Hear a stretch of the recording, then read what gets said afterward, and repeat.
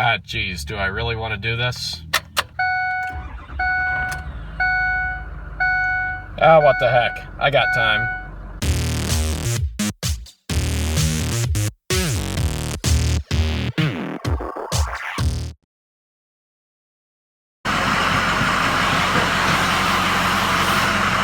So behind me is a 2005 F-250 with the 6-liter Powerstroke diesel in it.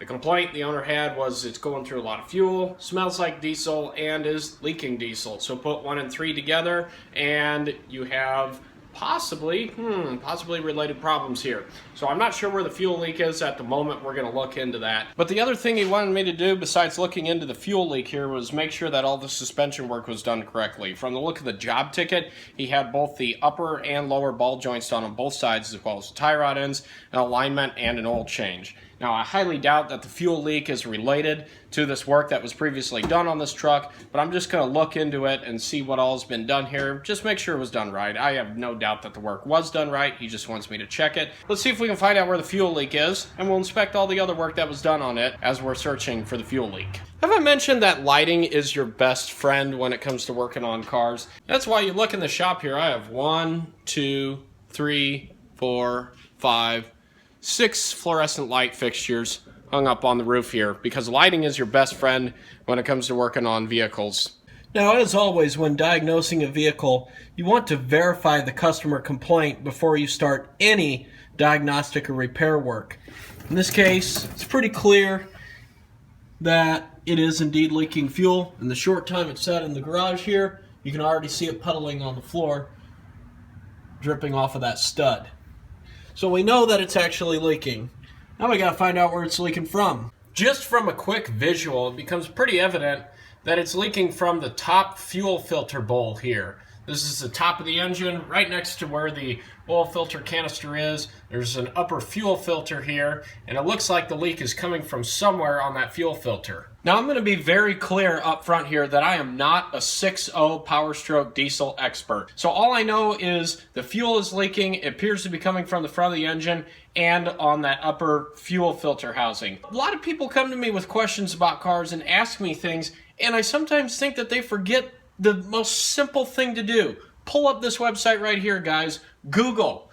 I mean, this was how easy it was for me to find the problem on this truck. 6.0 Powerstroke fuel leak at the upper fuel filter. That was a top search result when I pulled up 6.0 Powerstroke fuel. The rest of it was automatically filled in. So I knew right away, okay, this is a common issue. And then look right over here in shopping is the seal that's actually leaking. This is a fuel pressure regulator seal. It's a rubber seal on that filter housing that hardens up over time and starts to leak, and it goes bad. There's a video that I have here on YouTube about a Honda Odyssey that was leaking oil really bad, and it's the exact same type of problem. There's a rubber seal here on the oil filter pump housing that dries up, it gets hardened, and it cracks and goes bad and doesn't seal anymore. It's the same type of problem with this fuel filter or the fuel pressure regulator housing here.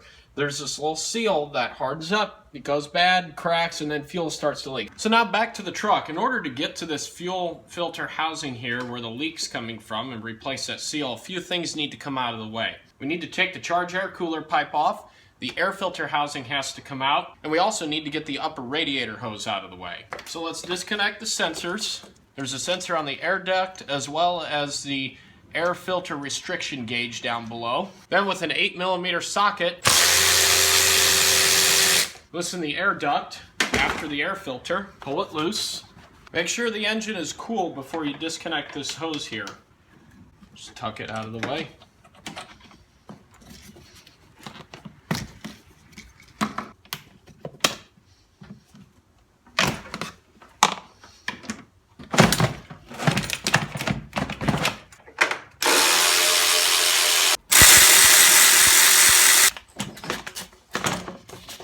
And out it comes. And to help keep the radiator hose out of the way, wedged a pry bar under the battery cable here. Now you'll need a 13/16 wrench to loosen the fuel line going to the cover, and a 7/8 inch wrench to hold the cover in place. I'm going to clean this up with brake clean so it's just easier to see everything and easier to work on. And because I have to hold the cover in place here with the 7/8 inch wrench while I take the 13/16 collar nut off, I got to remove one of the size 27 Torx bolts that holds this cover onto the upper filter bowl in order to get a good grip on this piece here with the wrench. So I'm going to take that off with the 27 Torx.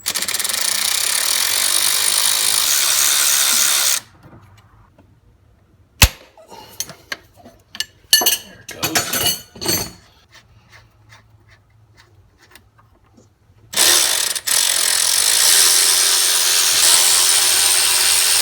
Keep in mind, this is going to be under spring tension here. See how it's moving like that? So you want to hold it in place while you take the last bolt out. Make sure you place a drain pan underneath the truck to catch any fuel that leaks.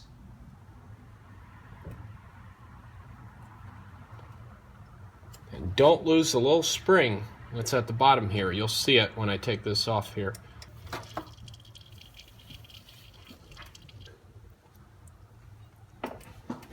Now let's check the condition of the seal by peeling it off here.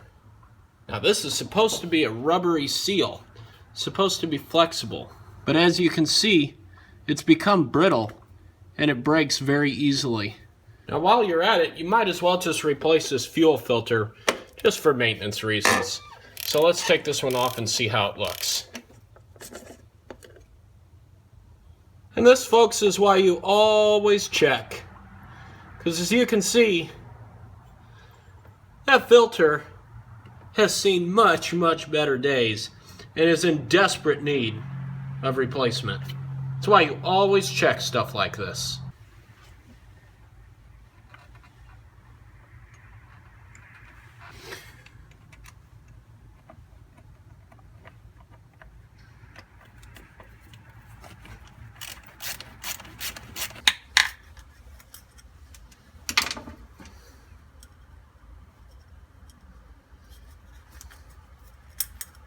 So here you go, guys. Difference between your old and new filter. You don't ever want your fuel filter looking like that. That's lack of maintenance.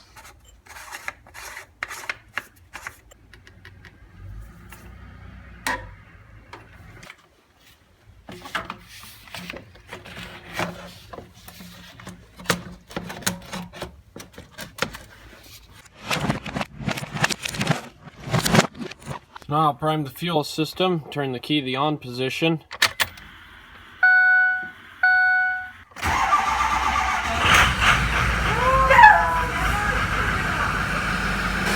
Yay!